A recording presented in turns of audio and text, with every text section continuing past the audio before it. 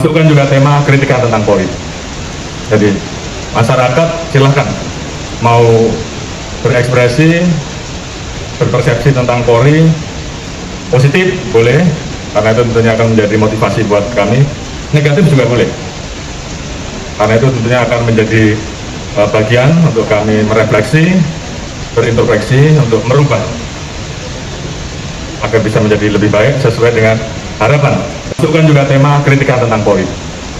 Jadi masyarakat ketemulah ini di satu tempat di Kabupaten Bandung, di mana, mohon maaf,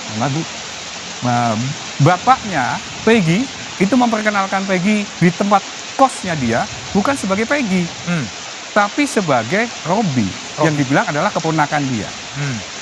BAP juga udah kita ambil. Tanda kutip, tanda tanya. Kalau emang itu anaknya, kalau emang itu tidak ada masalah, kenapa harus pakai nama yang lain? Sekarang baru dibilang itu anak saya tidak bersalah. Boleh. Tapi yang jelas bahwa penyidik akan berhati-hati dan penyidik sangat concern untuk masalah ini. Apalagi Bapak Kapolri sering menyampaikan kepada kami, kepada seluruh jajaran, polisi tidak anti kritik. Polisi sangat transparan dan terbuka untuk informasi apapun. Sebagai bukti bahwa dalam rangka kasus Peggy ini pun. Jadi menurut Pak Pol tadi, Pak Jenderal tadi, Peggy Setiawan di Bandung merubah nama. Merubah nama karena apa? Karena bapaknya itu nikah lagi. Dan anaknya yang bernama Peggy Setiawan dan Robi itu dianggap dalam bersandiwara, bapaknya dalam bersandiwara itu dianggap dia sebagai keponakan, biar nggak ketahuan kalau bapaknya Peggy Setiawan itu punya anak. Dia ngakunya kan duda atau bujang, duda yang nggak punya anak, ngakunya kan gitu. Nah kalau ketahuan punya anak, dia kan malu, atau nanti istri yang kedua itu bisa marah-marah atau gimana. Itu ceritanya.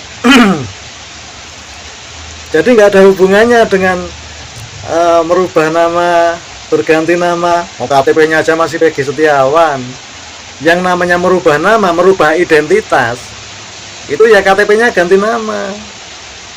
Di KTP ngeceknya di Dukcapil ada. Gitu Pak.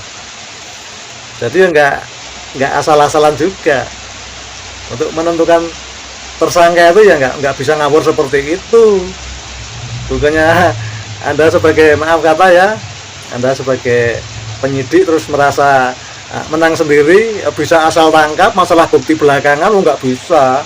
Harusnya ada bukti dulu, 2 bukti ya, minimal 2 bukti. Ada prosedurnya, dipanggil dulu 2 kali pakai surat atau 3 kali. Kalau nggak hadir, nggak ada respon, ya sudah didatangi baru dicomot untuk diinterogasi. Nggak langsung asal comot dulu, buktinya belakangan, dan buktinya awur-awuran, bukti ijazah, bukti raport, bukti KTP, itu kan nggak ada hubungannya dengan kasus di 2016 itu, sama sekali nggak ada hubungannya, tidak berkesesuaian. Jadi bukti yang nggak valid, bukti yang menunjukkan bahwa Peggy Setiawan itu melakukan tindakan pidana, itu buktinya harus berkesesuaian yang tak terbantahkan. Kalau bukti ijazah itu cuma bukti untuk identitas, bahwa ijazah itu namanya Peggy Setiawan, untuk membuktikan bahwa namanya benar Peggy Setiawan, bukan kok untuk membuktikan bahwa Peggy Setiawan itu tersangka. Bukan begitu Pak, menurut saya pribadi yang awam, yang tidak berpendidikan. Saya ini cuma tamatan rendah lah, sekolah saya cuma rendah. Betul nggak Pak? Yang dilindungi oleh undang-undang, dan Polri sangat menghormati itu sebagai langkah untuk menguji apakah benar yang dilakukan oleh penyidik dalam penetapan tersangka Peggy tersebut. Kalau tadi disampaikan bahwa tidak ada alat bukti atau alat buktinya tidak mencukupi ataupun mungkin tidak ada relevansinya dengan perkara, itu kan boleh saja. Dan itu sah-sah saja. Karena apa? Karena ini bukan ruang persidangan. Sedangkan penyidik menyiapkan alat bukti itu nanti untuk kepentingan penyidikan yang nantinya akan diuji oleh JPU atau kejaksaan, dan lanjutnya akan diuji di dalam sidang pengadilan. tentunya penyidik tidak akan segagap itu. Karena kasus ini sebenarnya bukan kasus yang baru muncul demikian saja, tidak. Tapi prosesnya sudah sangat panjang. Dan 8 tahun itu bukan berarti penyidik itu diam-diam saja, duduk manis dengan pembiaran. Tidak. Ini adalah kasus pembunuhan sadis. Ini adalah kasus pembunuhan yang brutal. Garis bawahi di bawahnya. Brutal dan sadis. Brutal dan sadis. Tadi sore kebetulan kami merilis update kasus masalah Peggy ini. Dan kami sempat baca bagaimana hasil visum. Masya Allah. Kami merinding. Ini visum baru atau visum lama? Visum yang lama. Hasil visum lama yang sudah dipaparkan dalam sidang pengadilan juga. Almarhum Ananda Eki dan Ananda Vina itu adalah korban pembunuhan sadis. Mohon maaf, sedikit saya sampaikan. Rahangnya ini atas bawah juga patah. Dan ada luka benda tajam, ada luka benda tumpul, yang semuanya itu merupakan yang sangat sadis menurut kami. Ya.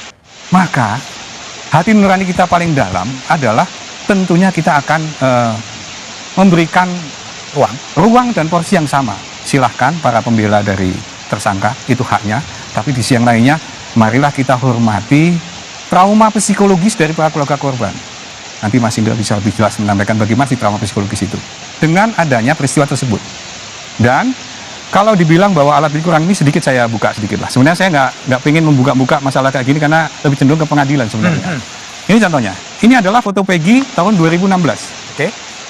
Ini yang diambil penyidik ketika penggerebekan di sana, difoto dan ditunjukkan sama pelaku, dan di BAP di dalam BAP itu menyebutkan bahwa ya ini Pak, ini Peggy Pak. Ini pelakunya.